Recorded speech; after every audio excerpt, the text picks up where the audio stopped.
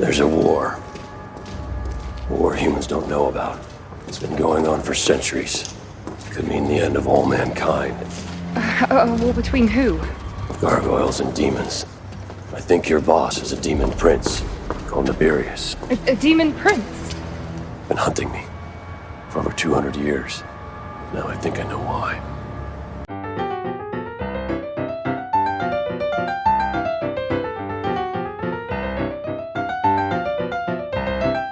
Hello and welcome to Comic Book Movie Oblivion, the podcast about feature films based on comic books and comic strips that people have stopped talking about or never talked about. We are your hosts, Jordan and Kumar, that's me. And me. And this week we are talking about I, Frankenstein from 2014.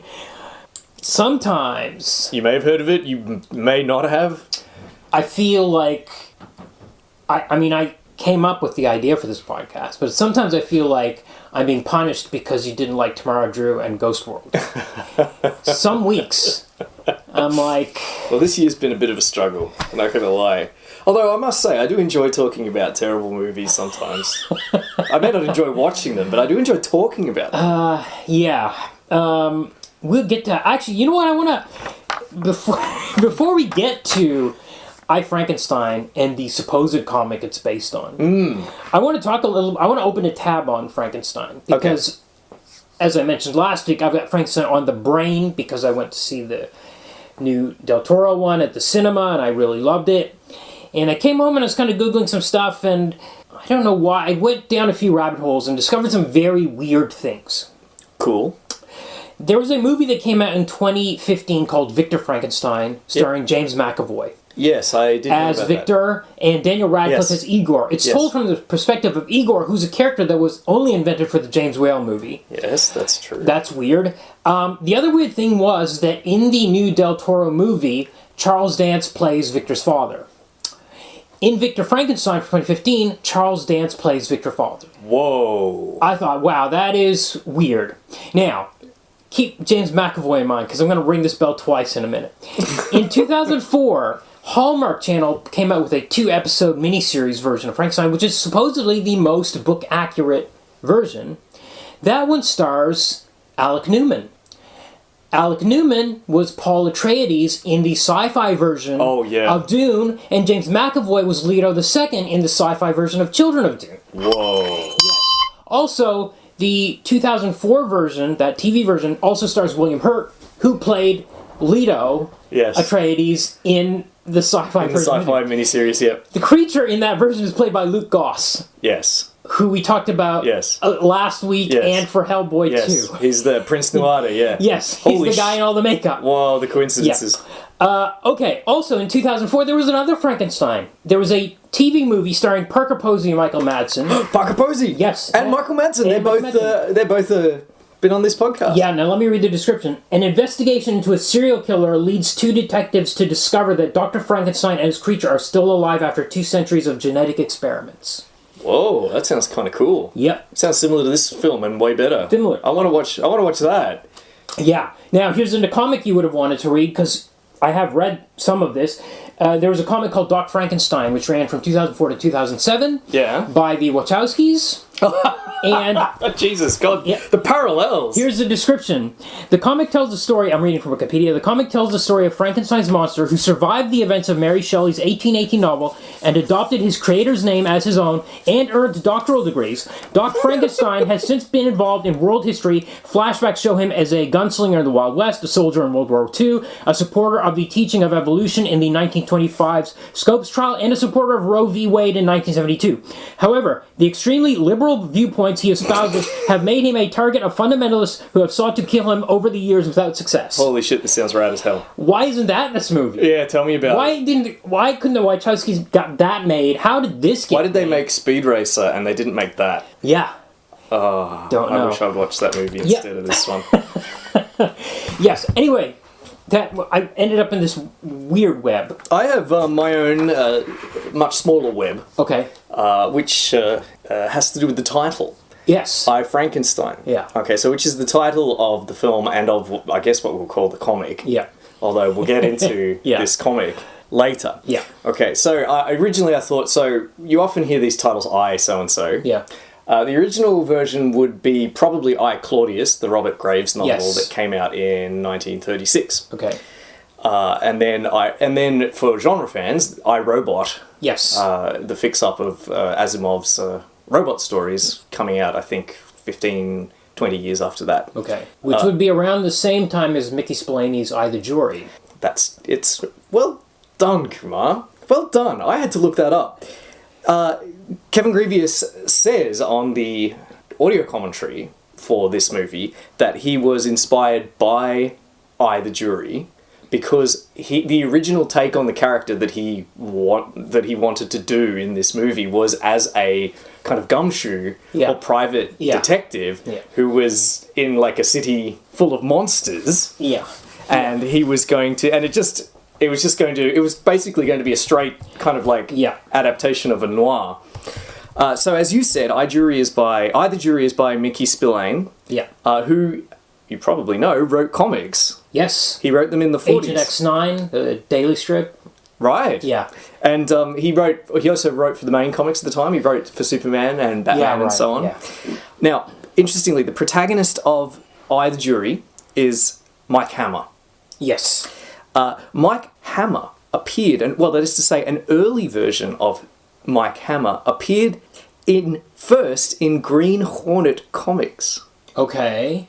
Also, 2 movies have been made of I, the Jury. One in 1953 and one in 1982. So Mike Hammer, Kumar, technically first appeared in the comic, making those 2 films potential options for this podcast. Okay. I like that tab. That's a good one. That was a good connection you found there. So coming into this, I knew that we had some shady stuff going on because...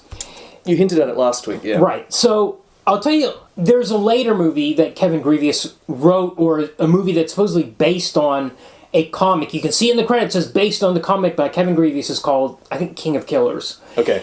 And there is no comic anywhere, in any form, that's available to anyone. But it says that in the credits, as if you can go out and buy this thing. Almost a similar situation here. So when I went looking for comics, you go onto like Archive or wherever, you can find this thing from 2009 called I, Frankenstein. Or the file name says 2009. Yep. Now, it's a 25-page black and white comic. There's no credits. So we don't know who the artist is.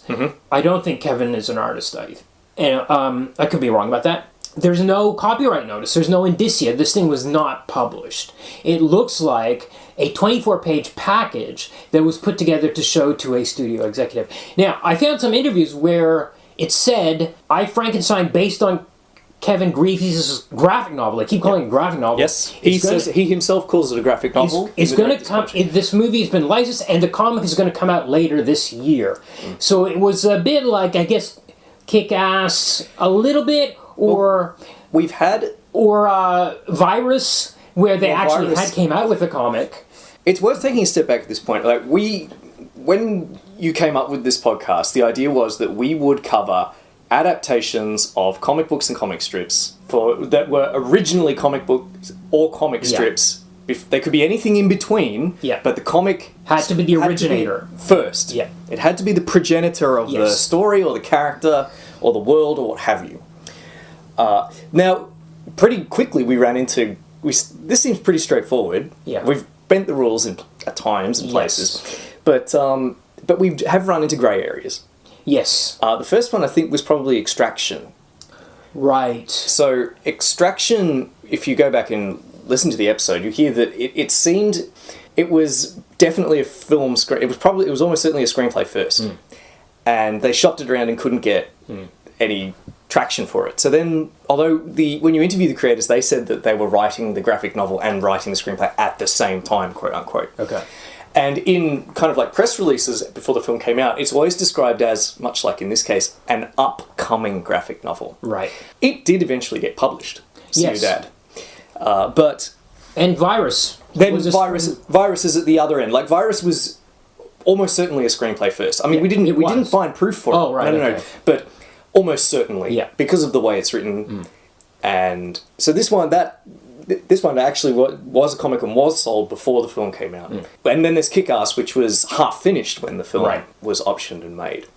So now that we've arrived at kind of like not the most extreme example, because I think there's a more extreme example than this. Because at least, I mean, we do end up with we have a comic. Yes, that's found. Wikipedia says based on the online-only graphic novel. Where did Wikipedia get that information from? Well, somebody that only found it online like I did, maybe? Exactly. You can't even get this on the Darkstorm Comics website. No, which is interesting. So Kevin Grevioux has a comic book company, like a comic book publisher called Darkstorm, which lists this as a comic. Yeah. And yet you can't, there's no download link, there's no way to pay. There's 3 or 4 sample pages for a sequel comic, not this. Not this black and white one, and it's more the character from the film. Yeah. Not the character who's kind of like a goofy bolts in your neck. Yeah. Kind of Frankenstein. Yeah. So now it's very important for both of us to figure out what's going on. Yeah. Does this film count or doesn't it? I want to tell you what my speculation was before we get the answers that you found from interviews. I speculated that he created this comic about this gumshoe Frankenstein, this PI, and he sold the idea to a company. Yeah. And they're like, great, we'll make a movie of it. And he's like, great, I'm going to publish this comic this year. It's going to be 4 or 6 issues or whatever. That's how it would normally go, wouldn't it? Yeah. And then, but I think within 2 or 3 days of development, everything that he wrote in the comic was thrown out to the point that the comic was unpublishable because it would cause brand confusion if this comic was printed in 2013, the year before this movie came out. We did get a tie-in comic, which is called I, Frankenstein Genesis, I think, which is like 90 pages of it's a prequel comics to the movie, which have nothing to do with the I, Frankenstein original concept. I think he just had a thing that had become so divorced. The movie script that was being developed, within minutes of it being developed, was like, oh, this is nothing like my concept. I can't publish this. That's what happened. Yeah. 100% that's what happened. That's why it hasn't been published. Right. Because it's too different from the source material. But but we're still left with the question of where did the comic come from? Yes. I mean, the question is, was it the question that's important for us as pedants, with a self-imposed set of rules about what can and can't be talked about on our podcast, is what came first, the screenplay or the comic? Yeah. I believe the comic, based on what you told me about this interview, the concept came first. He couldn't sell the concept, so he came up with the comic book as a package to sell.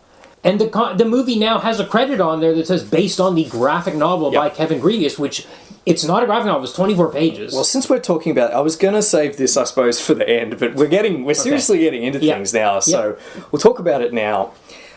Basically, we've often tiptoed around or discussed this kind of earnestly, the idea that it's easier to make a film if you have a comic. Yeah. We've speculated on the reasons, but this has just sort of been guesswork on our part, informed guesswork. I decided I wanted to find some hard evidence. Okay. So I did some research, I did some poking around, and my best source was a podcast, as it happens, a podcast from a company called From the Heart Productions, which is a not-for-profit run by a very nice-sounding old lady who helps people finance movies and gives them access to grants and so on and so forth. Anyway, they also run a podcast where they talk about getting films funded or screenwriting and things like that. Anyway, they have an episode called The Secret Weapon to Selling Your Film. Turn your screenplay into a comic book. And she interviews these two hacks, I guess I would describe them, who are just sort of kind of like Hollywood remore, who ostensibly own a comics company called Victory Comics, which has absolutely no online footprint that I could discover. But anyway, they go into some detail about the different reasons why comics you might want to have your screenplay. So screenplay first, turned into a comic. First of all, one thing it does is gives you legal access to pitching your story to a studio. Yeah. Because a lot of studios will not accept spec scripts unless you have representation. Right. But if you've sold a comic, in this point, if you've sold a comic, then a lot of kind of like the copyright law is stitched up. Okay. They don't have to go out on a legal limb. Okay. And they're just kind of like, they find it more reassuring. So they will accept your screenplay if it has a comic attached to it. Here's one that we've unkindly implied, but it's pleasing to get some confirmation. It visually communicates your world to the investors and to talent. Yeah. This is the idea that maybe, let's go with the euphemism, that producers and executives are busy people. They don't necessarily have time to read all the screenplays that come across their desk. It's a lot easier to read a comic in one sitting than it is to read a screenplay in one sitting, and it's a lot easier to engage with kind of like a visual world, since film is a visual medium, if you have a comic. Unkindly, these people are idiots, Yeah. and there's pretty pictures that they can look at instead of reading a bunch of big words. There are some other options which mostly have to do with post. It generates press coverage. Okay. This is why I think they're often described as upcoming comic books, because now people often report on new comic books in the news, whereas that would have been ridiculous, Right. 20, 30 years ago. Right.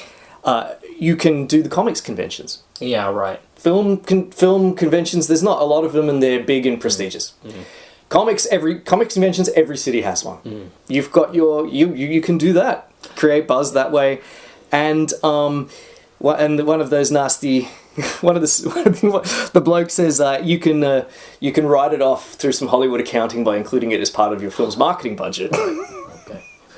The other thing is post Iron Man 2008, you can have the words based on the comic book in your credits. So it creates a bit of buzz, legitimacy. Yeah. Like it's not, especially it's not, in the post. It's not just out of nowhere. It's based on something that already exists and that people like, and therefore we licensed it. So it's nice to hear real, kind of like Hollywood suits talking about these things that you and I have just been guessing at. Yeah. Anyway, so what was it with Kevin Grevioux? Well, Kevin Grevioux, he came up with Underworld. Yes. Which we've discussed before as part of that dark Matrix kind of like cinematic trend. Yeah. To which this film belongs, very definitely, a little past the time when it would have been interesting or relevant. And it seems like he probably wanted this film to be in the Underworld universe. Oh. First of all, it's very like Underworld. Yeah. We've got two factions antagonistic to one another. You know what? I was watching this movie more than once, and because I watched the commentary track, I watched the commentary tracks, and I was really thinking, when I was thinking about how I'm being punished for you not liking Ghost World, I was also thinking I don't want to watch any more movies about a secret war that humans don't know about between angels and demons, or in this case, gargoyles and demons. Gargoyles and demons. It's such an odd. We'll get into it. But originally, I think he originally wanted it be... Well, first of all, I know his original concept. Okay. Because it's the comics concept, which we haven't really talked much about. We'll get to it in a minute here. But in that, there was... And then eventually, I think when he was pitching it as a film, he wanted it to kind of be like League of Extraordinary Gentlemen. So Frankenstein wasn't going to be the only media legacy character in it. There was going to be Wolfman... and Dracula. We get that in the comics because these gangsters show up. He's a private eye. Frankenstein's a private eye. Very cliche private eye. And these gangsters show up that are... The boss of them is a vampire. And it seems like he answers to Dracula or something. And his goons are werewolves. Yeah. So it's that kind of thing. It's just like throw them all in there. Very much so. He says, if you can imagine me reading this in Kevin Grevioux' unbelievably deep and gravelly voice. Underworld. Like with Underworld, my inspiration has always been classic horror movies, in particular House of Frankenstein, which had Frankenstein, the Wolfman, and Dracula all in one film. Looking at stuff like that, I conceived building a world where all of the classic monsters of literature lived in the same city, called Dark Haven, and I thought it would be cool to put them in a modern film noir kind of setting, where the public is completely unaware that these creatures of legend actually exist. I thought it would be interesting to have Frankenstein as the star. It was kind of cool. It was kind of fun. Right. Yes. And then he couldn't sell it. Well, so he made a comic. No. Well, it seems like he could sell it. Okay. Because, first of all, let's take a step back, because this is not his first dabble in the world of comics. He writes comics, and even Underworld, he employed this strategy. Right. He said, I've got an interview with him from, I think, 2014? No, 2000. This one's 2009 when the comic is described as upcoming. Okay. He said, The concept for Underworld wasn't met with a whole lot of enthusiasm at first. Even our director was like, dude, is this going to work? And I needed to convince him that's what I did. And the thing is, when you see the comic book, you can see how this is going to be done in a way where people will take it seriously, like the way The Crow was done, the way Underworld was done. They turned out to be pretty successful franchises, and I expect this to be the same. So, reading between the lines, it seems like he did something similar with Underworld. There are Underworld comics. Oh, yeah, okay. I see what you mean. Yeah. Did he write a comic? Did he have a mock-up of Underworld done in order to get people on board? Don't know. But what I do know is that he definitely did it for I, Frankenstein. Yeah. I found an interview with him from 2014, which appeared on I Am Rogue website. Kevin Grevioux talks I, Frankenstein, a possible sequel and a crossover with the Underworld franchise. They asked him, to begin with, can you talk about the genesis of I, Frankenstein, first as a comic book and then as a screenplay? Note their order. Yep. And coming up with the idea to reinvent the famous monster as an action hero. Incidentally, when listening to the audio commentary with Kevin Grevioux, he always refers to the screenplay, never the graphic novel. Yes. He just sort of adds it in when he remembers to. Right. But his go-to when talking about what he developed is always the screenplay. Yeah. So I was getting all of these hints, and then eventually, and finally I found this in his answer to this question, kind of like the proof.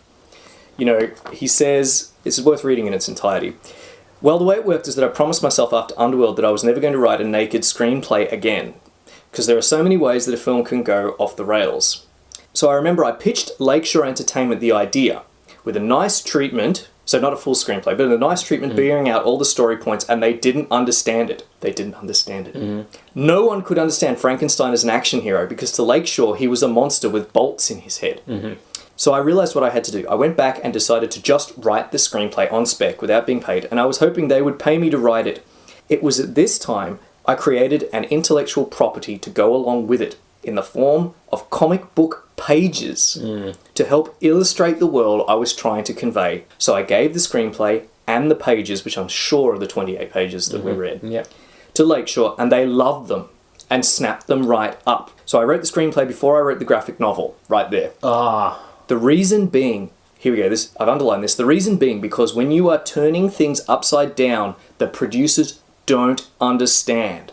Remember, these are not genre people. A lot of producers are older people who didn't grow up with this stuff. I grew up with it, and I knew what it could be. Okay. In so many words, these people are too dumb to realise a monster can be more than one thing. Yeah. Okay, we'll talk about this comic a little bit. So we mentioned City of Darkhaven. He does say in the opening pages, actually the first line of the comic is there's a war coming. A war mentioned only in hushed whispers, which does not match the tone of the rest of the comic, which is sometimes a comedic gumshoe, sometimes just a total, like every Raymond Chandler cliche. It's pure cliche, basically, except for that first line about the war. It's pure cliche. Which is never comes up again. That there's some sort of war coming. A war mentioned only in hushed whispers in the shadows of time. A time when the sons of God and the daughters of men produce monsters upon earth. So, okay. We learned that there's some sort of serial killer in Darkhaven City, abducting girls. He attacks a vampire who has captured some girls and kills this vampire. The vampire's a junkie. He's a blood junkie. A bit like something you'd see in a Blade movie. And he makes jokes when he's attacking, like, this is an intervention. And this is wisecracking, like Sam Spade or something. Well, he has those sardonic kind of observations. This is much more ham-fisted, isn't it? Yeah. Marlowe and Spade are like sad. Those are sad men. They're not jokes when they're not one-liners. No, it's sort of wry humor. Yes, but so he's got the tone completely wrong. But by the way, so this vampire was not the serial killer. He was just a vampire that had abducted some girls, and so this was an unrelated case. We meet a couple of human cops named Kane and Kerrigan. It's just basically a lot of table setting. I think they don't know that he's they don't know he's a Frankenstein. No one seems to know he's a Frankenstein, despite him being 8 feet tall. And all this stuff is supposed to be kept secret because otherwise the normal humans will go crazy if they found out all this stuff was for real. Secret world, yeah. He goes back to his office. Now we get 10 pages of of Raymond Chandler here, where he goes in, we got a femme fatale in the office, he's got a secretary named Wanda, who's a little bit ditzy. Yeah. A lot of attention paid to Wanda. She's got like 6 pages. What about the vampire and the serial killing stuff? Why you got so much Wanda in here? There's a lot of Wanda. Just rolling out the film noir cliches. And then this femme fatale's in there. Her brother's missing. It's a femme fatale, yeah. She wants Frankenstein. The brother's missing. She wants Frankenstein to find her brother. He won't do it, Toots. He won't take the case. I'm not taking this case, Toots. Yeah. You hot ladies like you are trouble. It's every cliche from imaginable. Yes, and then that night after she leaves, he has a dream about his origin. He remembers waking up in the lab, which is the James Whale lab. It's not the Mary. Well, we don't know what. It's always Mary James Whale. It's always. That's what we always get. But there's an interesting moment here where, this is like 20 pages in. I'm like, why does this detective have to be Frankenstein? Not a single thing has happened.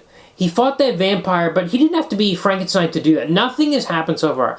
There's a mention in the flashback about how he went berserk when he went into monster mode. I was like, okay, maybe this is going to be the things he has to fight down his rage. Maybe that's going to be the premise of this character. But I do want to mention there's a scene here where he's wearing a fur vest. That is the Marvel Comics design, as far as I know. So I don't think this comic would be publishable because Marvel Comics would be like, that's our copyrighted Frankenstein design, to have that fur vest on him. Right. That's funny. So that might be a problem here. Anyway, he goes out to investigate. Now we actually learn he has a power. He has something called... He's the death sense? Necroptic. Oh. It says he can see... anything. He's able to see dead things no matter how small. Comes with the territory, I suppose. So it's just like a convenient power that he's got. So now finally we've got a reason for Frankenstein to be a private detective. However, I did not like the phrase no matter how small. Because think of all the bacteria. Yeah, well maybe... Everything dead. It doesn't make any sense. Maybe it has to be visible to the naked eye. Well, we say naked eye, but... Yeah, I know what you mean though. Look like little bugs. Yeah. Wouldn't there be... dust mites? Yeah. Are they barely visible? Maybe the size of... He says he sees spider eggs, dead roaches, and rat hairs. How big is a spider egg, exactly? Yeah. I don't know. Anyway, so this is, I think, the last Fifth Brother was seen, but as he's there, these bad guys show up. This vampire, who's a gangster, and his goons, who are werewolves, as I said, and then it says to be continued. That's it. And that's, Kevin Grevioux dashed it off in a weekend. It's not really... That's all really there is to say about that. And as you pointed out, it could never be released because by the time the film got made, the film ended up completely different. Yeah. That's why it's forever upcoming or digital only. Yes. Okay, so we can talk about this movie. Wikipedia says 2013, but IMDb says 2014. As far as I can tell, every release date listed on IMDb is 2014. It was filmed in 2013, so... Oh, right, yes, of course. But anyway. Okay, I actually liked the first minute, the first 90 seconds of this movie, because you get a recap of the Mary Shelley novel, and it's pretty good. Yeah. Aaron Eckhart is our Frankenstein's monster. Interesting, yeah. Odd choice. For some reason, he's American, and nobody else in the movie is. Everybody else is doing a British accent. He's doing American. Everyone else is an Australian actor doing a British accent. Stuart Beattie, the director, on the commentary says he liked it because it made him more an outsider, even more of an outsider. But I'm like, this is directorial equivocating, is what this is. Yeah, it all. And you're coming up with excuses for this bad casting choice. By the way, 100%. Interesting that Harvey Two-Face. Is now got Frankenstein makeup, and he's got one of the scars is down the middle of his over his eye. Why would Dr. Frankenstein have chopped his face at the 1/3 point? Would there be any reason to do that? It's not like that's where he inserted the brain or anything. Strange makeup choice, but anyway. It's a strange casting choice. Aaron Eckhart's fine in this, I suppose. Yes. He's certainly in good shape. Everybody's fine. reading their lines. They are reading the lines that were given to them to the best of their ability, except for maybe Jai Courtney, who I've only seen in one other movie, which is Terminator Genesis, and he was really bad in that too. So he might just be a bad actor. He can sue us like Madonna. I'm happy to say it. Jai Courtney, you may be a bad actor. Maybe he's done other movies that are good. I don't know. But as far as I can tell, he's only got one facial expression from these two movies. It's a completely charismaless character. Yeah. Anyway, Gabriel, a gargoyle. Yes. Yes. We'll talk about that. We'll get into this because it kicks off pretty quick. Yeah. By the way... So Frankenstein, Victor Frankenstein dies. Sorry, by the way. I don't know which order we should do. I just want to talk a little bit about Lakeshore Entertainment, because we did have a little connection, because Lakeshore Entertainment had a wing called Lakeshore Records, which was putting out the soundtracks, and Lakeshore Entertainment was dissolved or bought by somebody no longer exists, but Lakeshore Records still exists, and friend of the show, John Bergen, is the art director there. Oh my god, of course! Yeah. Of course! Yeah. So they were the one that put together From Inside. Yes. Yeah. Yes. Yeah. Okay, good. yes. All right, back to this awful movie. Yes. So Victor Frankenstein freezes to death in the Arctic. Yeah. And then... Like the book, I was into this. I was into all this, this bit. Yeah. And then I think Frankenstein... Aaron Eckhart now walks back to civilization from the Arctic carrying Frankenstein's body until he comes, I suppose, to the first cemetery he finds. Yeah. And or no, hang on a second. Maybe it's Victor's. Oh yeah, maybe it is the first cemetery he finds. Yeah, I'm sure it is. Right. So I don't think it's an ancestral Frankenstein because he has to make up a cross. Oh, you're right. Okay. He digs a grave and starts burying Victor Frankenstein and throws his journal into the grave with him. This is such a dumb... key point here. So he does that, right? He throws it in with him? Yeah, he's like, I'm going to bury the journal with him. Okay. It was certainly on Victor Frankenstein. Was he just resting it there and going to pick it up before he threw the dirt on him? I don't know. Well, was it in his coat? Did they find it in his coat, the gargoyles? It's not important. The thing is, that it's not important because here's the thing. Like, this journal is like the film's MacGuffin, essentially. Well, there's two MacGuffins, which is confusing. There's the journal and there's Frankenstein's creature himself, Adam. The monster himself. Yeah. We'll just start calling him Adam, I suppose. But I mean, there are two, but I mean, it's the item of interest for both sides because for Adam, it becomes kind of like this thing that he really wants. But it doesn't make sense that he had it here and he was just going to bury it in a hole in the ground. Yeah. It doesn't make sense why he wants it so badly later. Yeah. And why it's supposed to be... No, because later he finds somebody that can actually use it, and he's like, oh, actually, shit, I need that. Good thing I didn't bury it, I guess, is his response. That's what Eddie says. Anyway, at this point, he's attacked, I think as you were about to mention, by a couple of demons, and he is trying to fight them off. But then the gargoyles... Gargoyles fly in.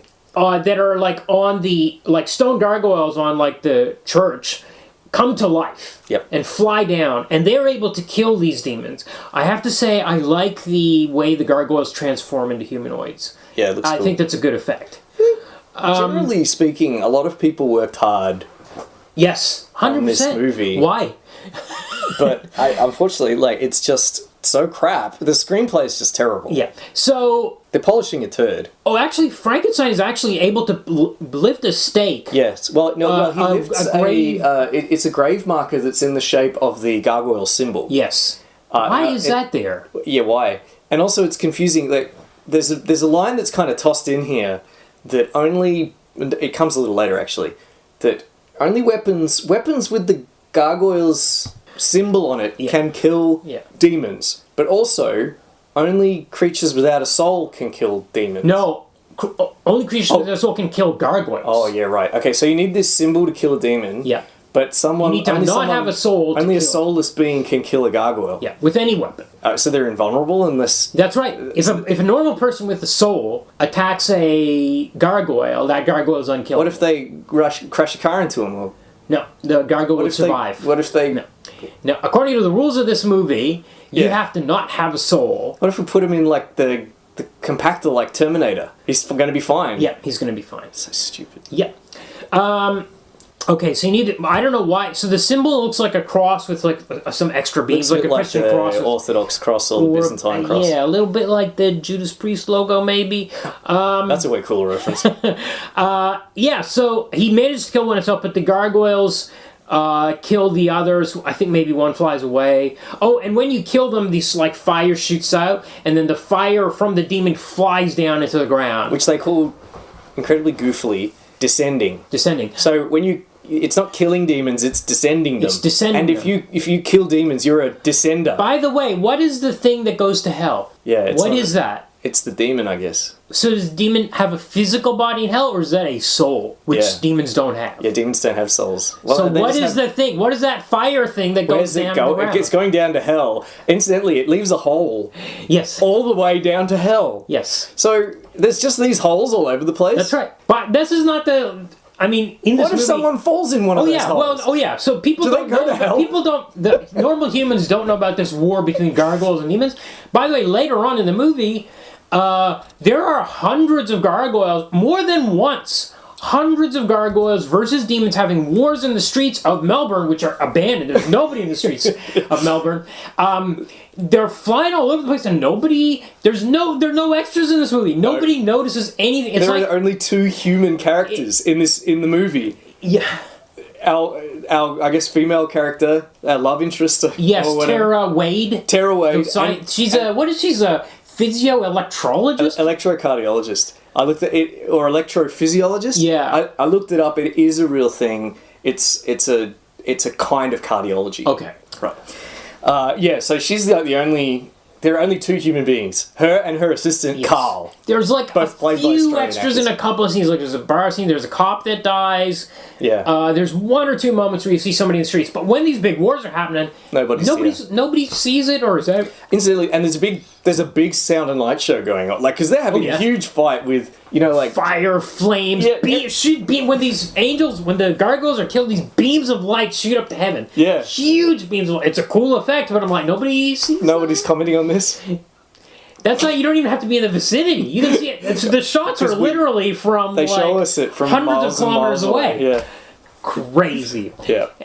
Okay, so these gargoyles just happened to be nearby. They were covered in vines. How long were they sitting there? Whatever. They fly down, rescue him.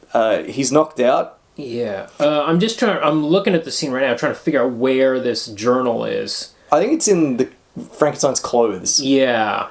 Right. So maybe it's possible Adam didn't even know that it was there. No. It's in Victor's grave. Yeah. I'm looking at the shot right now. Yeah. So he didn't know. He was gonna bury it. Yep. Okay. Okay. So they take the monster back to the gargoyle queen. Simply, this is handsome Aaron Eckhart, but both the demon and gargoyle characters uniformly refer to him as it. Yes. And the monster. Yes. He looks like a regular. And they even think he might be human for a while. They're like, is he human? Yeah. So why would you... Because there's... the movie's constantly trying to force this it versus he. Yeah. It's trying to really shove it down our throats. Yeah. And also wants Easter eggs like It's Alive, which... I mean, this movie makes a lot of references to Mary Shelley's book, but also trying to shove in that James Whale in there for some reason. I think that's fine. That's what everyone thinks of in Frankenstein. I know you're a big fan of the novel, but everybody thinks of... Yes. Everyone thinks of the film. They keep calling him it, and one of the reasons I think is just so they can say It's Alive. Well, it's also because listening to Stuart Beattie on his audio commentary is that it's just kind of like editorializing afterwards, perhaps. But he's saying that what he wanted, kind of like the conflict of the film, is for Frankenstein, for Adam to figure out who he was, what he was, and what was his purpose. Okay. Is he a thing, right, or is he a human being with a soul? I agree. I get it. It's just ham-fisted. Completely. Especially because Aaron Eckhart he's good looking even with his scar makeup. Yeah. It's just look, Aaron Eckhart is much taller than me. And the scar makeup is not even... It's just scars. Yeah. It's just like, think about all the women out there with mastectomy scars. Or something like that. You know what I mean? Like... He's just scarred up. He's not a monster because he's got a few scars. Yeah. He's like a super strong... He's like Captain America, right? I mean, he's super strong. He's fairly handsome. Yeah. He has some mild disfiguring. Yeah. And he's in incredible shape. And everyone's acting like he stinks of the grave and he's an 8-foot tall shambling horror out of nightmares. The few extras who get in the movie are always turning to look at him when he walks by like, what's wrong with that guy there? Is that Aaron Eckhart? Wasn't he Two-Face? Yes. Yeah. Yeah, it's so lame. Okay, now they tell him about this demon versus gargoyle war. There's a lot of lore. There's too much. There's a lot of exposition here. When I think about how well Blade did it in the first Blade movie, where we would just get those dense sentences that Wesley Snipes would just rattle out, and just telling us everything we need to know. Yeah. Compared to this, where Miranda Otto, no other comic book credits as far as I can see, although she was Eowyn in Lord of the Rings. She's just kind of like rolling out all this endless kind of like dialogue about this war, this shadow war, where the gargoyles were created by the Archangel Michael or something. And they were created by this. I don't know why this is brought up that they were. And then the other gargoyles, when she's captured later in the movie, like, we need to rescue her. She's our only connection to the archangels. Right. I'm like, what? What does this have to do with anything? It doesn't have anything to do with anything. It's never mentioned. So this war, what is this war?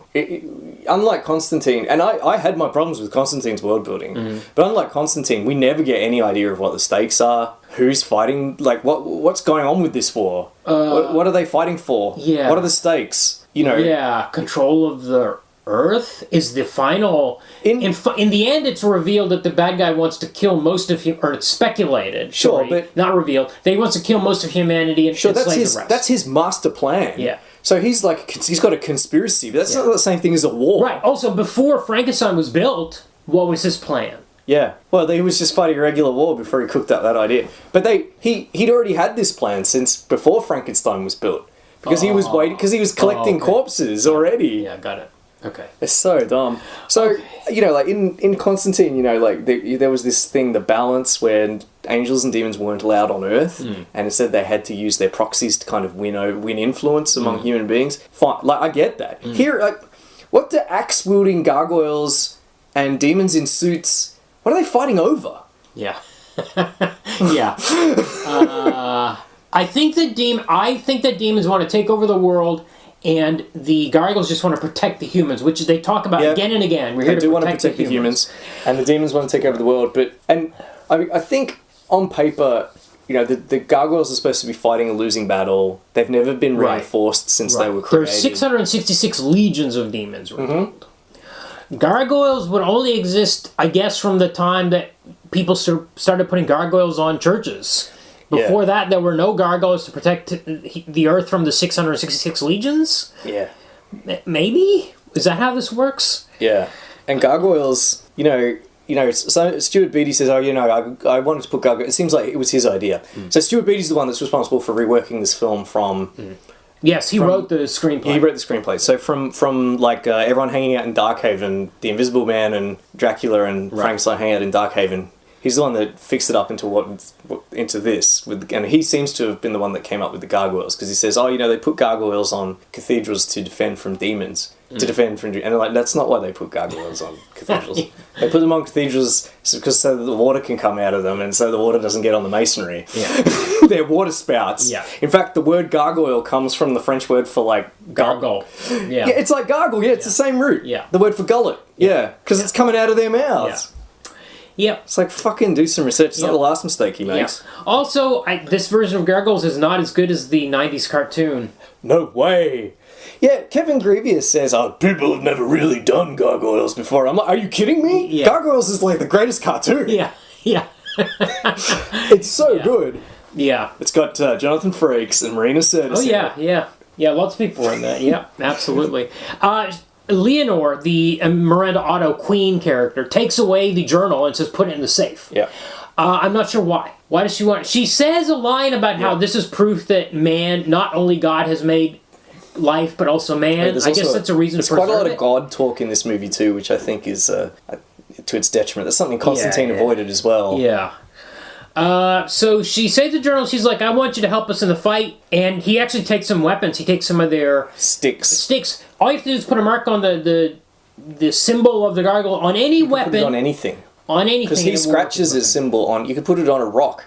Oh, yeah. In fact, if you put it in a basin and fill that basin with water... That water will kill a demon.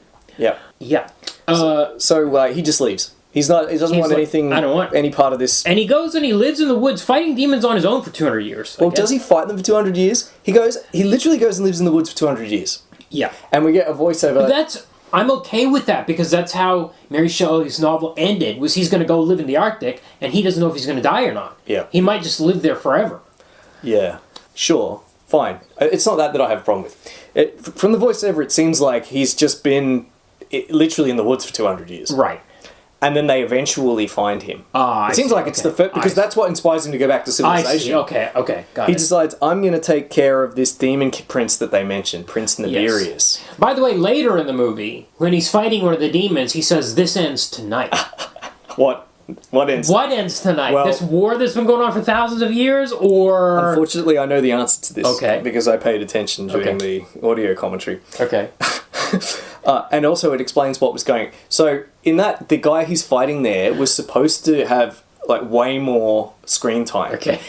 He was supposed to be the one that's been pursuing Adam for all of those 200 years. Okay. Kind of like an Inspector Javert figure from Les Miserables. Right, okay. So he was like his nemesis. Okay. Chasing him forever and ever. So when this ends tonight, it was going to be their long game of cat and mouse. But that all got cut. Wow. So that line made no sense. Complete nonsense line. And also, it makes it seem like he's been living in the woods for 200 years with literally no contact with anybody. Right. Wouldn't he go mad? It seems like he just swung his sticks around for 200 years. Again, if he was living in the Arctic by himself, I mean, maybe that doesn't make sense either in the source material. Maybe it doesn't, but... Well, I think... I didn't have an issue with it. But, yeah, and then the demons finally catch up to him and he thinks, they can find me anywhere. So I'm going to go back to civilization and take care of Prince Nibirius. Okay, Prince Nibirius being the guy who ordered his capture in that graveyard scene. Okay, first of all, that all happened 200 years ago. Would you even remember Prince Nibirius' name? Also, you managed to hide for 200 years. Just go hide somewhere else for 200 more. Yeah. Yeah. You know, like, just because it was the long scene ago for us, it was 200 years for him. Yeah. Does he even remember how to speak? Yeah, great question. By the way, the second in command here of the Gargoyles is Jai Courtney, as we mentioned. Yep. He's in Suicide Squad. Yeah, right. Captain Both of them. Yeah. And he's also in Battle Angel Alita, which means he'll be back. Oh, okay. Huh, interesting. Yeah, I want to do Alita at some point. Yeah, we're 100% we're going to get to that. We've been talking about it for a long time, yes. actually. Yes. Also, and the second in command for Prince Nibirius is Kevin Grevioux. Yes. He has a lot less lines or anything. Yeah. And yet his name is in the credits. Like not the scroll credits, but like the above the line credits. Yeah. And Bruce Spence is not. That is shameful. Yeah, I agree. Bruce Spence is barely in the movie. Sure, but a lot of these other guys that have one or two lines are above the line. Sure. In the credits. I'm so pleased to hear you say that because I was very happy to see Bruce Spence. I really was too. I was very pleased. And anyway, we'll get to all that. In the Melbourne University parking garage. Yes. Where I walked through many, many, many times. Right. Right. Which also in the original Mad Max. Yeah, right, yes. Garage. That's right, yeah. It's a very arresting space. Kind of looks like the mines of Moria. Right. Okay, so he returns to civilization. He decides he's going to fight these demons. Some demons attack him after he goes to a nightclub. They turn into fire, as I said before, and they go into the ground. Yeah. But one of them... Okay, then we cut to this lab, which is being... We've got two modern-day scientists in some modern lab. The main scientist is lady... I said her name before. Tara Wade. Tara Wade. Now, they're doing these life experiments. They think it's for medical research for this guy named Wessex, played by Bill Nighy. Who's essentially just playing the same role he did in Underworld. Right. He's the head baddie. Yeah. And he's great. Bill Nighy, fantastic. Yeah, he's good. Also, I watched one of the special features, and he is a goddamn professional. Yeah, I believe it. He just spent 4 minutes in front of the camera rattling off the whole lore of the film. He knew all of it. Right. Who the Queen of the Gargoyles was, who the demons were, what the stakes were, what, where. He just learned it all. I believe it. He's just a pure professional. Yeah. So pleasing to see. Yeah. Okay, so these guys are trying to find these... They're trying to bring a rat back to life. It's not working so well. But then, basically, one of Bill Nye's minions... Of course, he's Prince Nibirius. He's not Mr. Wessex. Yeah. One of his guys comes in and said, hey, like, 3 of our demons were killed tonight by the Frankenstein's monster, the creature. And Bill Nye, I guess, is like, okay, now we got to catch this guy, because this could help with our life experiments that are failing. He even goes down and speaks to the scientists. He says, Frankenstein did it, whatever. And they say, well, that's just a legend. And he goes, maybe not. And she says, but, there would be records. Surely some kind of record would have survived, which would have been a great bit of foreshadowing if we hadn't already seen the journal and had it. Why would you assume records from 200 years ago would have survived? Yeah, exactly. In the first place. Mm-hmm. This is a guy that she says is a myth. Yep. She says Frankenstein's a myth. And then I think she means that something would have turned up in the interim, I think, is what she's kind of arguing, right? And then Carl gets a really stupid line where he says... He's her co-worker scientist there. He says, electricity couldn't be harnessed in the 1790s, let alone channeled into a human subject. That's completely wrong. Okay. Completely and totally wrong. Right. Electricity could be generated with electrostatic generators from like the mid-18th century. Right. And as for channeling into a human subject, it was practically its only use. Right. Aside from research, because it was part of kind of like hokum medical treatments, running electricity through people to treat them for illnesses. Later in the movie, she figures out, when she reads the journal that she gets later on, that Victor Frankenstein used eels, which I think came from Francis Ford Coppola's Kenneth Branagh's Mary Shelley's Frankenstein. Right, does he use eels? He uses eels. I think that's the only example of... I could be wrong, but I remember very specifically that is how he generated electricity in that movie. I had Robert De Niro playing Frankenstein's monster. That's right. Yeah, him or Aaron Eckhart, which is worse. But actually, you don't even need electric eels, because you could store static electricity in Leyden jars. Leyden jars had existed since like the 1750s. Right. You can discharge at will from a Leyden jar. Yep. It doesn't give current like a battery, because the first battery wasn't invented until like the early 1800s by Volta. Yeah. But you could very definitely store and discharge electricity. Yeah. Like, this was not hard to research. Yeah. I don't know why they would... Why even put that? Why put that in and take out... like Kevin Grevious's character was supposed to have more lines and was supposed to have a rivalry with the Javert guy. Uh-huh. Like they were supposed to be competing for the affections or the respect of Nibirius. That all ended up on the cutting floor, but that line made it in. Right. About eels. And then you could see the eels later in a flashback. Oh, right, yes. They're like in a bowl. Yeah. In Frankenstein's Manor. Yeah. Which incidentally, so this film was pretty much entirely shot in Melbourne. Yeah. Except for the anything with snow was shot in Argentina. Okay. Incidentally, the Frankenstein's Manor was shot at Montsalvat. Oh, where they also shot Queen of the Damned. Yeah. Just down the road from where we both live. Yeah. And where, fun fact, I almost got married, but my in-laws thought it was too creepy. Oh, perfect. Well, Queen of the Damned by Frankenstein, there you go. The vampires and the Frankensteins are down there. Okay. The monster is captured by the gargoyles. Or they're like, hey, you can't run around fighting demons in the streets. Because it's supposed to be a secret war. People will see. In fact, a cop got killed by the demons. His neck was broken or something. They're like, you can't run around doing this stuff. Later, they cause all sorts of destruction. Yep. I don't know why what their issue They just fly around. They just fly around en masse. Yes. Anyone could see them. Yeah. Miranda Otto tells them you have the potential for a soul. At this point, I don't know what that means, but it's a key point of the movie that you can apparently just grow one. I don't think that's a soul. That's just ethics. That's morality. Choosing not to kill a person doesn't mean you generate a soul. It just means this is really annoying. Super annoying. Like, because, and it's a point, he actually kills Gabriel later on in the movie. Yeah. And he was able to do it because he doesn't have a soul. Right. And then a scene later, well, not quite a scene, but it's 2 or 3 scenes later, he has a soul. He has a soul. By the way... Where did it come from? Yeah.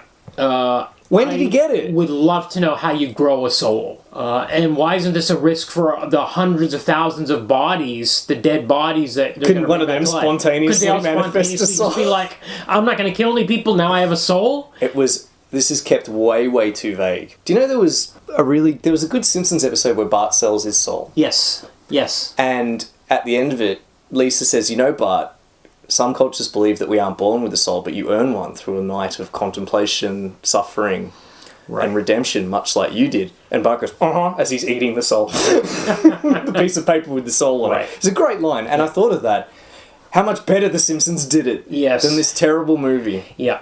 But now the demons know where they are. They figure out where the creature is, and they attack their cathedral. And now we get a huge war between these two factions, which no humans see.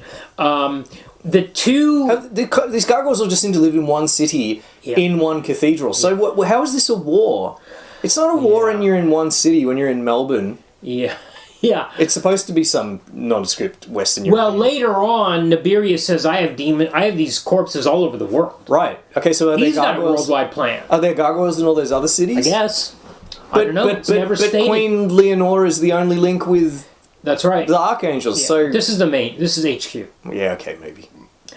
So by the way, the two gargoyles that saved the creature at the beginning of the movie are still around, and one of them gets killed. The male one gets killed, and the female one is like injured, and she's about to die, and she's like, I don't mind, because now we can be together, because it was forbidden by the another order. Cut subplot. They were supposed to have a romance. Why is this line in the movie? Because there's a whole line about how gargoyles aren't allowed to love each other, like they're Jedi or something. Yep, because it was going to be a subplot, or at least a more fleshed out. By the way, this movie is 80 minutes long, pre-credits. It's 90 minutes of credits. It's so short.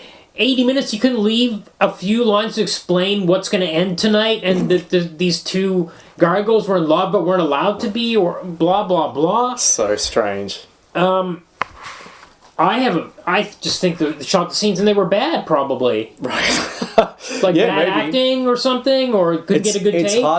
It's hard to get the facts from these audio commentaries because they are absolutely engaging in some post facto rationalization as to why they made all these terrible decisions. Yeah. Now we get this big fight. It's just, look, there's actors swinging swords around, but it is non-stop CGI. The gargoyles look pretty bad, especially later in the movie. Maybe not as bad in this scene. They're just not interesting. They're also not interesting. And, every time a gargoyle is killed, we get the beam of light, which looks cool, but we get the flames. But all this it's just non-stop CGI. And the music, it's just this generic, dramatic music, which is just non-stop. It just seems to never end. Yep. And this fight goes on for a very long time. At some stage, Leonora is captured. Yeah, she's taken away. We don't see it, but we have an interview with the demon. I think Aaron Eckhart kind of like tortures him for information. Yeah. He says that she's been taken to... who's the director of the Frankenstein movie again? The original one? James Whale? It's Whale Theatre, named after him. Got it. Which is actually the Regent Theatre in town. Okay. I recognised it. Right. Because I'd actually just went there a couple of weeks ago to see The Barber of Seville. Okay. But Jay Courtney is also getting this information separately, that Leonora's been kidnapped. So he's going to go rescue her, and how he's going to do it, he's going to trade the journal for her. Yeah. He's figured out that they want the journal or they want the creature, and he's like, I'll give you this journal, and you give me Leonora back. He figures they have to do that, because there's no other connection to the Archangels. Yep. They need their queen back. Fine, otherwise the movie would have ended here, so okay. They had to do that. So he goes to trade the journal, but the creature jumps in and joins the fight. Adam. He attacks. Yep. By the way, non-stop jumping through windows in this movie. Shattering windows. Non-stop. Gargoyles, the creature all the time. Never go through so much breaking glass. So much breaking glass. Just non-stop. Like, this is dramatic. Let's do it 17... It's 80 minutes. Must have happened, I'm going to say, 10 times in this movie. At least. Somebody smashes through glass. Or through a wall as well. Like, Aaron Eckhart goes through a few walls, or his stunt double does. Aaron Eckhart apparently spent several months learning to fight with sticks. Yeah. And there is a pretty cool fight in the middle of the film, which we'll get to. Yes, but why are we seeing Frankenstein's monster and demons fight with sticks? Also, That was annoying to me. Can these creatures not have some sort of why are they doing kung fu? powers? At least in the comic, he had this necroptic vision or something. You're right. Like, when I think of Frankenstein monster and demons, I don't think of kung fu. Yes. I don't think of eskrima, which is the Filipino stick fighting style that they learned. Yeah. Yeah, it's so prosaic. It's weird. Prosaic is a good word. Yeah, it's quite. I was kind of bored a lot Yes. because Frankenstein doesn't look like a monster. He just. Yeah. You know, it's interesting. So interesting comparing this to the martial arts of last week, which I really enjoyed when it wasn't CGI. Yeah, and they were monsters too. There's something about. But it was just... You know, there were scenes in the first Blade movie where he would put his weapons away so he could fight these guys hand to hand because he was enjoying it. Well, I'm not sure why. A good story counts for a lot. Yeah. And... I'm not sure why these demons don't have any powers. They have to fight with sticks. Yeah. They have to use guns, I guess, or clubs. Well, no one uses a gun. Why does this guy... why doesn't he have a gun? Yeah. Why didn't you just shoot Aaron Eckhart? Yeah. Because we want our PG-13 rating. So anyway, Aaron Eckhart goes into the parking garage of Melbourne University. Where Bruce Spence is there doing experiments on dead bodies. Yeah, Bruce Spence. Do you know... I don't think he has any other comic book credits, unfortunately. I don't... I did have not a very thorough look, but I did have a look. Although I think for a long time he was the tallest actor ever to headline a movie. Oh, really? For Stork. Okay. Which was his first movie. It came out in the 70s. Okay. He's about 5 centimeters taller than Christopher Lee. Wow. Wow. He's a pretty tall guy, Bruce Spence. Still acting. He's in his 80s now. Yeah, right. Okay, so we go into this... Frankenstein, the monster, sneaks into his facility. He finds all these corpses in this big, steampunk setup that are all, hundreds of thousands of corpses in there. And then Nighy presents the journal to Dr. Wade. Yep. He has a fairly cool line where they ask him, is this Frankenstein's journal or something? Or, is that authentic? And he just says, you tell me, and walks off. Yes. By the way, she looks at a drawing of the monster in here, and she's like, look at his eyes. He's got beautiful eyes. He's got beautiful eyes. He must have a soul or something. She says some stupid... Yes, she does. This is a pen and ink drawing done 200 years ago. by Victor Frankenstein 200 years ago. And it's written I think he's a good guy. Get look it? At his eyes. Do you get it? The fuck? I was like... Oh, man. Again, every actor in this movie has to deliver. And this actress, I can't remember her name, but she's in Dexter and Handmaid's Tale. All after this, yeah. After this. Emmy nominations. Yeah, she's a good actor. She's Australian. Another one, yeah. Wore sensible shoes. I really like it when the hot female scientist doesn't wear high heels. Heels, yeah. She wears sensible shoes. But she has to walk around town, doesn't she? Yeah. Later on, we get her walking down Spring Street. Yeah. Right, she gets off a tram. Yeah. Spring Street tram. Just outside the Houses of Parliament. Yeah. It's pretty wild seeing that stuff in this movie. Yeah, but she has to say, she's doing her best trying to read this idiotic line about how seeing the drawing of Frankenstein, she can tell from the drawing. Yeah. What if the drawing's incorrect? I just couldn't believe it. So puerile. Anyway, he jumps through a window. The monster jumps through a window. He can't just walk through the door of the lab. He jumps through the window. Jumps through the window again. He takes back the book, but then the demons show up. Yes, and Bill Nye confronts him. He says, you should accept who you are. Yeah, we get some, I guess, thematically laden dialogue, but it doesn't go anywhere. This is a bunch of dumb stuff like, we're all the sons of our fathers, and if we don't acknowledge who we are, we're lost, blah, blah, blah. It's just a whole bunch of nonsense. Yeah. So then Aaron Eckhart isn't impressed with this, and he jumps out the window. Yes, he jumps out. He entered through a window and jumps out a window onto He falls through a grate onto a train. Yeah, a moving train. Moving train. It doesn't seem very safe. No. You can just fall through a grate onto a train. This is a train in a train yard. It's kind of like an older train that's not running in Melbourne anymore. But it was stationary, so they did the thing where they had people on the outside rocking it back and forth. Right. And running lights past it really quickly to make it look like... Which I thought, that's cool. So now she goes home. Now she doesn't, of course, she thinks her boss is a legit businessman who's trying to do medical research. But she's being followed. Yep. And by Javert, or whatever his name was. The villain guy. That actor's last name was also Otto. They're not related. Yeah. His Socrates Otto, which is a pretty sweet name, actually. Right.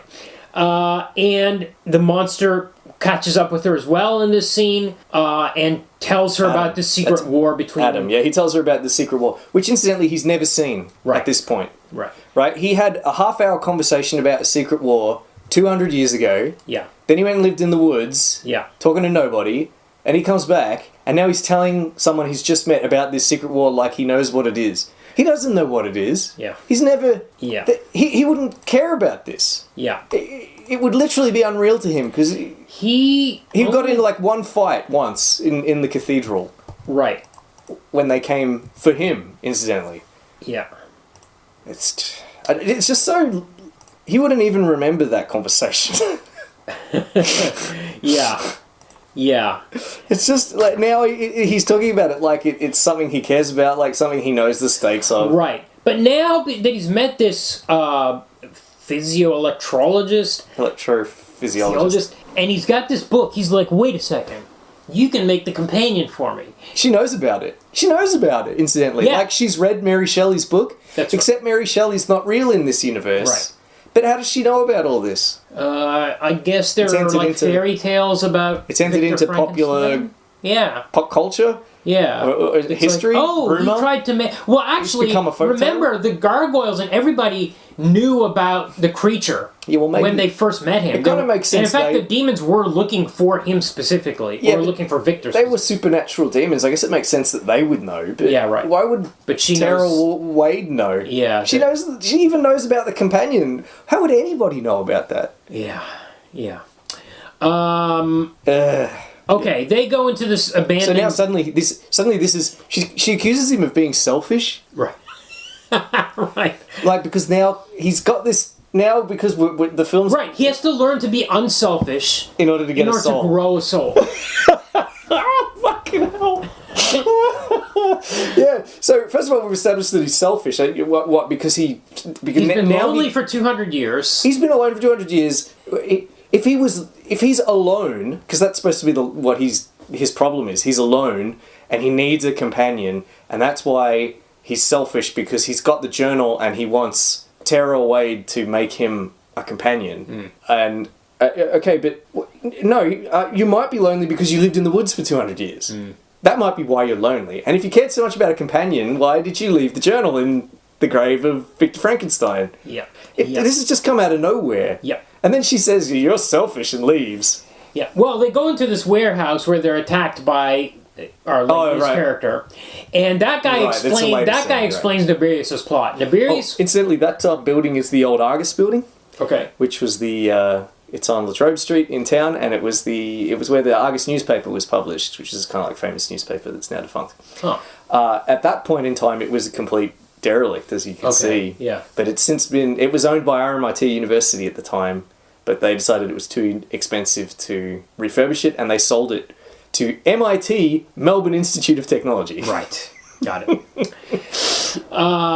Yeah, so they're attacked by this guy that's chasing them, and he explains the whole plot. Nibirius wants souls. He wants to be able to reanimate dead bodies of humans, because those dead bodies will not have souls. And then, since they're empty, he can put demon souls from hell into them, and he'll have an army. Yes, it's fairly complicated. So you can possess... The demons can only possess a body if it has no soul. Yeah. But if it's a dead body, it's no good to them. No good. Why? They need a living body. Why can't they animate a dead body? It won't be. They can't animate dead bodies. So magic can't animate a body, but science can? Yes. What a load of shit. Well, who says that magic can animate a body? It's magic. You just make up the rules. Well, you can summon... Yeah, I know, but still, Jesus. So he kills this guy. Maybe super strong. Maybe if it had been super strong, like he's after super strength. But we've already got... The demons already have the edge over the gargoyles, because the gargoyles are running out. There are no new gargoyles, but there seem to be an endless supply of demons.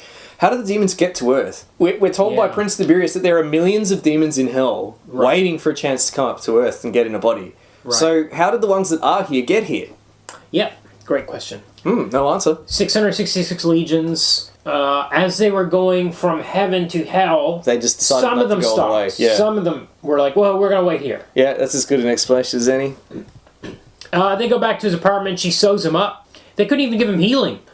You know, just give him something. He's nothing. He's just really strong. Is he even really strong? He's pretty strong. Okay. Now her co-worker... He was strong in the book, in Shelley's novel, and he was big. Yes, because... And also he was ugly.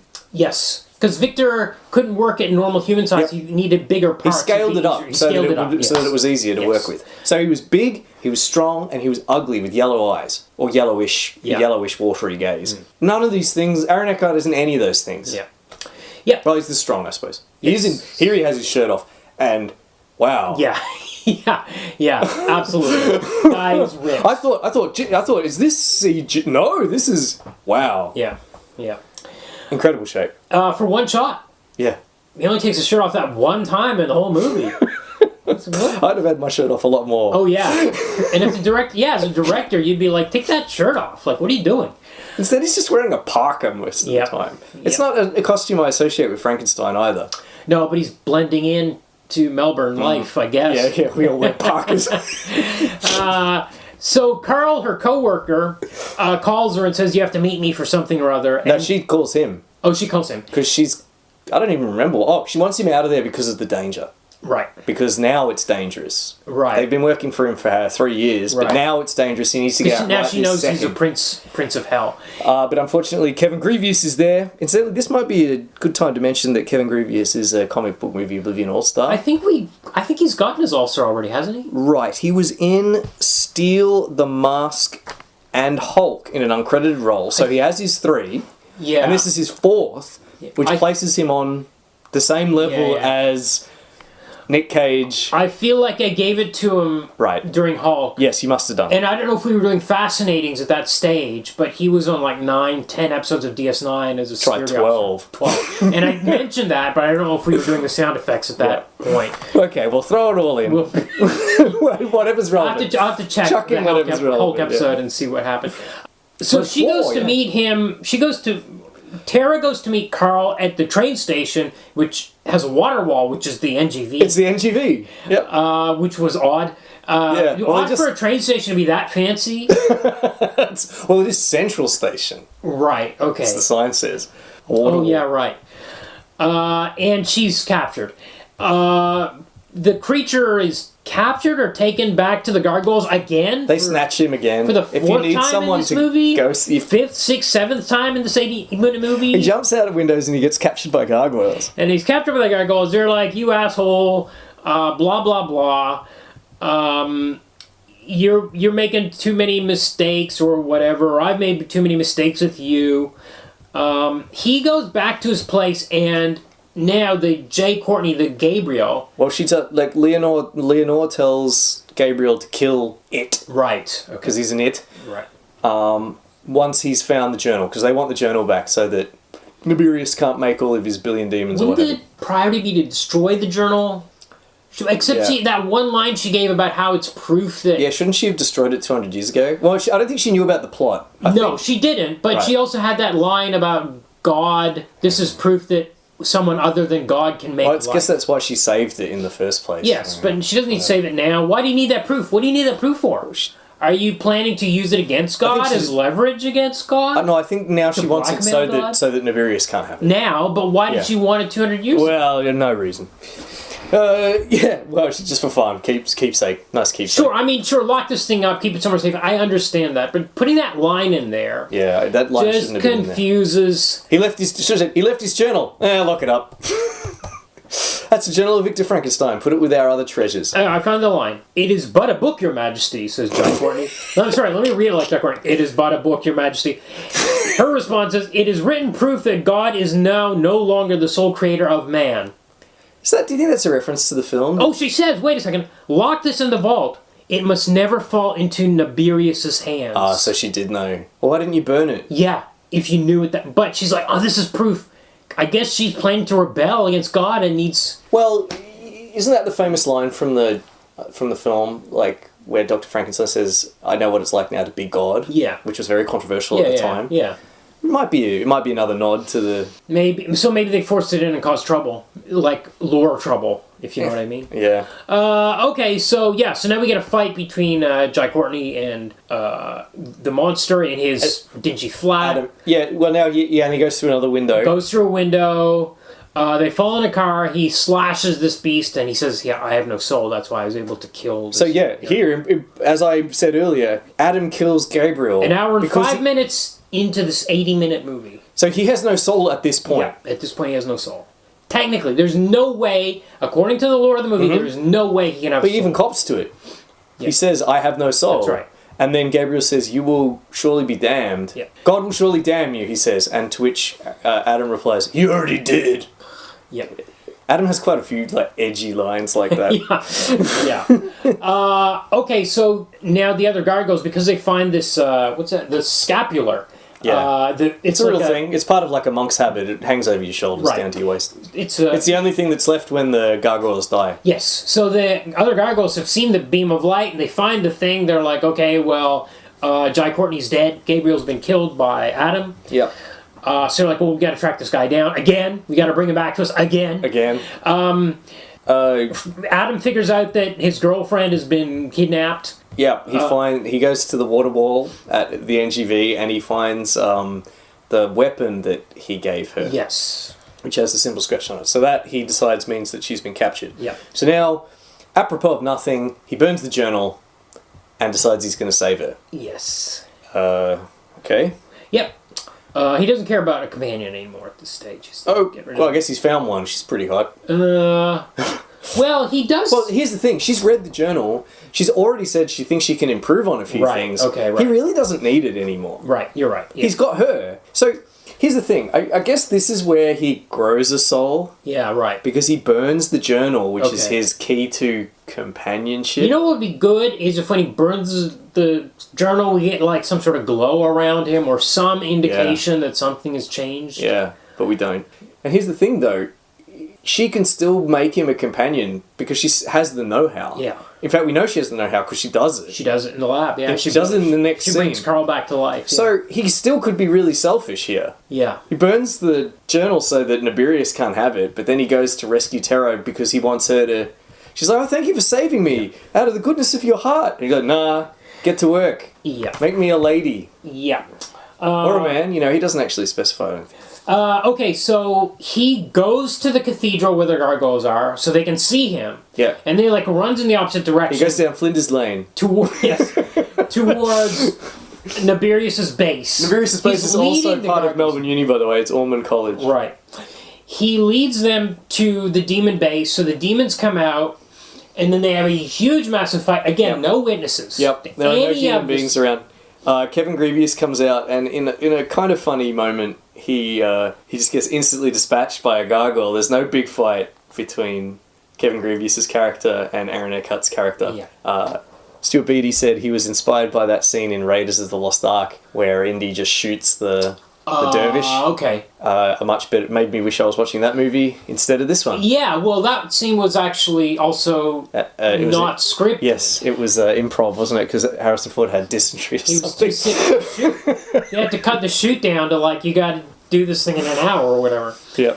Well, he ad-libbed it, I think. Yes. That's allegedly. Yeah. Okay, so now we get a huge battle, blah, blah, blah. The souls, by the way, souls have started coming up from hell. They've switched on the machinery. Souls are coming up from hell and inhabiting these corpses. Yeah. Bruce Spence has activated the machinery, and Nibirius is turned into a demon prince, and he's got Aaron Eckhart. He's traced a sigil on his brow, and he started chanting a spell, which is summoning a demon into him, Adam, and also into all the other bodies which are underneath the facility in a big steampunky kind of, very kind of detailed special effects shot. Both audio commentaries said it was the most detailed special effects shot of its kind that had existed up to that point, with something like 34 billion polygons. Whoa. And every time they wanted to change it, they had to wait a week for it to render. Right. Right. Speaking of the professionalism of Bill Nighy, he seems to be under 5 hours of makeup in this scene. And how old is he at this stage? This is the kind of thing that he could say no to. They could get a stuntman to do it. He only agreed to do 2 days. Okay. under this makeup. Still? But there's a story. He agreed to do 2 days. Where basically, the stuntman, whenever it's at a long shot, it's a stuntman under the same makeup. But whenever it's close up, it's actually Bill Nighy under 10 kilos of like latex and silicone and all this stuff. Hours in the chair, just hours and hours in the chair. He was supposed to do 2 days, but he said, I will stay in the makeup as long as it takes if we can do this in one. Right. And they did. Right. But basically, the monster, Adam, carves the symbol of the gargoyles into Bill Nighy's chest. Okay. This causes Bill Nighy to explode. Yes. Well, first of all, the spell didn't work. Right. We get an effect where the he's spell on suspended in the air. Yeah.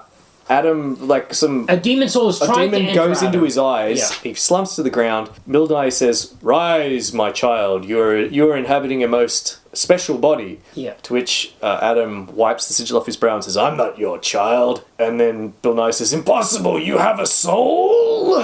When did he get it? Yeah. Then he when he was running up the street. When he was running up Flinders Lane. So he carves the sigil of the gargoyles in Nibirius' chest. That makes him explode. Okay, so you could just do that to any demon, I suppose? Yeah. What if you just scratched it on their back of their hand? The hand would explode for sure. Maybe it would kill them. According to what this movie's telling us, it just has to be in a bowl. If you got a bowl with the symbol on it, you fill that bowl with water, you dunk a demon's head in it, that demon will explode. Yeah. It doesn't even have to be holy water. It just has to be water within a bowl with the symbol on it. Exactly. So Nibirius explodes, and the explosion is so big that because he's a demon prince. That it blows up his whole fortress. Yep, he's a load-bearing boss. Does it blow up all the other ones that were around the world as well? Nope. Okay. Did souls go into all those ones as well? I think not. I think there's a sequel hook because Bruce Spence gets away with a flash drive. Okay. I guess he wasn't connected to the internet. Okay. Because we very definitely see him unplug a flash drive and run out the door. Okay. He gets away. Okay. So sequel hook, I guess. Oh, okay. Because there was, they did want to make sequels to this. They wanted it to be the next Underworld. Yeah. But of course that didn't happen because, as we'll discuss, it did not make money. So Nibirius, because he's so big, he makes a really big hole, and it destroys all the bodies, and it makes a massive sinkhole down to hell. Yes. This thing's like... Which is under the earth. 200 meters wide. So hell is literally... underground, I guess. Wow. So... It's not like another plane of existence. Nope. There's these holes that just go down to the center of the earth. Yeah. So when Melbourne Maybe wakes that's up... the access point to the other dimension. Maybe. To the hell dimension. Maybe when Melbourne wakes up the next morning, because they're all asleep apparently, and the big demon gargoyle battle doesn't wake them up, they're going to have a big hole in the middle of town. Yeah. Yeah. Are they going to explore the hole? Are they going to find hell at the bottom? Yeah, and all these corpses, which are also all over the rest of the world. But they're all in secret facilities. Yes. Okay. But Leonore rescues the creature and Dr. Wade out of this pit. Very bad CGI gargoyle. She's slightly different. She looks like she's made of marble, and the others are made of right, granite or whatever. Right. But I mean, the outfit that she wears as a human is cool. It is a cool. It's a really good dress that this gown that they've made for her is really. It looks great, actually. I really like that because the other gargoyles are so drab. Yeah. They look so boring. Yeah. You couldn't give them a cooler outfit. Yeah. I mean, the scapulas are kind of cool, but they're just wearing like brown leather. Yeah. It looks so lame. Yeah. And the demons are all in suits. I guess that's kind of cool. But whenever the gargoyles were on scene, I was just bored to tears. Yeah. Except for Miranda Otto, because she looked great. Yeah. And then basically, we get a kind of like a monologue. He's like, I don't need the journal anymore. He's going to live by himself. He's found a new purpose in life, which is to defend mankind. Well, and now we get a hero shot on a roof. Yep. Unbelievable. This is like. Yeah. I'm surprised this wasn't in the comic. It's so cliche. Where we get a VO about how he's going to defend mankind, and then he says, "I, my father's son, I, Frankenstein." Title drop. And then roll credits. Title drop, which makes less sense out of context. Its original intentions. I don't know. Anyway, and then we get 10 minutes of credits, and the credit, which is based on the Dark Storm Studios graphic novel created by Kevin Grevioux. That's what we're told. Okay. Yeah. Trivia. We've covered most of it already at the start of the episode, but The budget for this film was $65 million. All through the audio commentary, they're all complaining about how little money they had and how many corners they had to cut. I thought he said 34 million in the director's commentary. Okay, perhaps. 65 is the figure I got off Wikipedia. Right. Okay. Maybe that includes marketing. Yeah, maybe. Well, they had $6 million for effects. Okay. And like last week, they had 5 different effects studios, all Australian in this case. Mm-hmm. Did good work. Box office 76.8 million. Okay. So that's like only 10 million over the budget. Okay. That's a flop. I'm surprised it got 76. That seems like a lot. That seems like a really a lot for such a terrible movie. Maybe the Underworld kind of connection got people into cinemas. Yeah. I don't know. Because originally, one of the Underworld directors was attached to this movie. So in 2009, when it's first announced, Patrick Tatopoulos, who directed Rise of the Lycans, which I think is the third Underworld movie. Okay. He was originally attached. This is when it was the kind of like the melange of Universal monsters knocking around in Darkhaven. Right. But they couldn't get that to work. So that's when they brought in Stuart Beattie, who wrote the screenplay. I think this is Stuart Beattie's maybe second feature film. He wrote Collateral. Michael Mann's Collateral, which is a great movie, which shocked me. Like, I was like, that guy wrote this? That's strange. Yeah, because this is not good. This is not well written. This is bad. Maybe there's a directing problem here. Maybe the Collateral script is bad, but Michael Mann turned it into this amazing movie. That's possible. I don't know. I haven't seen any of his other films. I don't know. It's funny, in the two audio commentaries, one is Stuart Beattie alone. Yeah. Presumably in Melbourne. And the other, or in Australia. And the other, I think he might be from Sydney.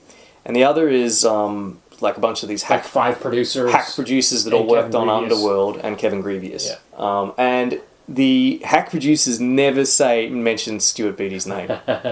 Yeah, and Stuart Beattie never mentions Kevin Grevioux. I watched that commentary. He never says, even when he appears on screen, he never says, this is the guy that wrote the movie, by the way. Came up with this. Well, Stuart Beattie wrote the movie. Or this is the guy who originated this, or anything like. And he was a producer too. The opening thing he says is, this graphic novel was acquired by Lakeshore Entertainment.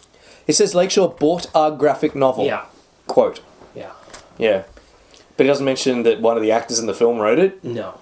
Very, very weird. Also, by the way, he mentions in there when the first time Adam gets named by Leonora, we'll name you Adam. He says that Mary Shelley, in the book, Victor never named the creature, but Mary Shelley used to talk about him as Adam in interviews. Press interviews. This book was published anonymously in 1818. Was she doing a press tour? Like, was she on Entertainment Tonight? What are you talking about? This is fake. There was never... You see it knocking around the internet that he was called Adam. I couldn't find any source of it. I looked around. Yeah. Somebody said she wrote it in letters. I could not find a letter anywhere. Yeah, I feel like your book is well known and subject of such scholarly attention as Frankenstein. There would be a citation for that if it were true. Kevin Grevioux likes to appear in the movies that he's, I guess, pitched or sold. They asked him about that, and he said, I think as a creator it is incumbent upon you being a smart businessman too. Since I am the creator, it gives me a presence on the set that people respect and look at. So you're more than just a cat that types on paper. You act and you produce. Other actors and the filmmakers will come to me for questions and things of that nature. Except it seems that Stuart Beattie didn't. So Stuart Beattie didn't. So it makes me think that there's bad blood between these two groups. I don't think that those LA hacks like Stuart Beattie, and I don't think Stuart Beattie likes them. They probably blame one another for the film's failure. Right. Although I wonder when they recorded the commentary. It would have been... Good question. It wouldn't have been too much later. No, yeah. It wouldn't have been too much later. Okay. That's pretty much it for... Oh, just that Grevioux actually did confirm that he was thinking for it to be in the Underworld. Okay. It was kind of, he wanted it to be an Underworld kind of like property, right. I guess. Or he was going to go for the Marvel Cinematic Universe thing, because he said, whenever I write a film, it is always with sequels in mind. So they wanted sequels. In fact, with this film, what is unique is that my first creation, Underworld, was also with Lakeshore. So I was even thinking a crossover between the two series. In fact, one of the early drafts I did, the end credit scenes that Marvel Studio does with their movies? I actually had one with Adam and Celine from Underworld. That's Kate Beckinsale's character. But it's too bad, because then she would have been She would have been. Would Yeah, have been yeah. her second appearance. Yeah. But they didn't do that. No, they didn't do that. By the way, I want to mention something that I saw this thing came up on my Facebook maybe like a week ago before I knew that Stuart Beattie directed this or had written Collateral. Right. I didn't know that. Wow. He said in 2022, I just looked it up, that Collateral and the Transporter movies are in the same universe. So all these motherfuckers are out there going, we have Marvel universes. Yeah. Collateral and Transporter are in the same universe. Underworld and I, Frankenstein, are in the same universe. Go home. Just go home. In this case, maybe executive ignorance is a good thing, because Grevioux said, I think perhaps one of the reasons why this didn't get up, this idea that they should share a universe with Underworld, he said, again, a lot of them, meaning, I guess, producers and executives, didn't grow up with this stuff like we did. I guess meaning crossovers like Crisis on Infinite Earth. Yeah. So they can't necessarily understand doing that. It's too confusing for them. It's mingling, if I can use that word, which could cause problems. Maybe in this case, the executives were the smart ones. Yeah. But he's pitching this in 2009, just after Iron Man and the post-credits. Actually, they really should have been on board with it. Yeah. But they're just like, it was what? too early. But aren't they different films? Yeah. These people are in charge of creative decisions. Yeah. These people make the art that we consume. Yeah. Yes. Yes. Right. It's constantly, the commerce versus art is something we have to constantly deal with. In life in general, but in this podcast especially. Oh dear. All right, let's vote. Okay, this comic is a piece of junk. Just cliche, one cliche after another. Loses track. Well, I guess maybe he was going to pick up on these threads of this underworld war that was going to happen. That was mentioned. That was going to be in Act 2, I guess. Maybe. But, because he had an outline, and this was meant. Well, no, he wrote a script, like a screenplay. Yeah. So I guess it was foreshadowing for when that was going to kick in Act 2. Right. Okay. But it's hard. I don't even know. It's like we said. Does this even count? Yeah. Oh, we'll get to that when we get to adaptation. But I didn't. I guess it's nay because it's not finished. It's lame, and as you said, it's just a cliche with Frankenstein in the place of whoever. So it's not a new idea. It's said in 2004 we had two Frankenstein, Doc Frankenstein and that Parker Posey version that were both Frankenstein set in the present. So and probably lots of Hammers and others that are not coming to mind that are just Frankenstein set in the present. This is not an idea. It's new. I feel like PI, who's doing PI work for the supernatural community, is like that goes. We've got Dylan Dog is doing that. 100%. This is, as you said, this is 100%. In 2009, this is not earth-shattering. No. I can see why they didn't. It's just it didn't get up. It's just a high concept pitch, is what it is. It's a paycheck. Nate. Okay, this movie. It's a disaster. Yeah. Absolute disaster. I can't believe I watched it 3 times. I haven't watched any film 3 times for this podcast.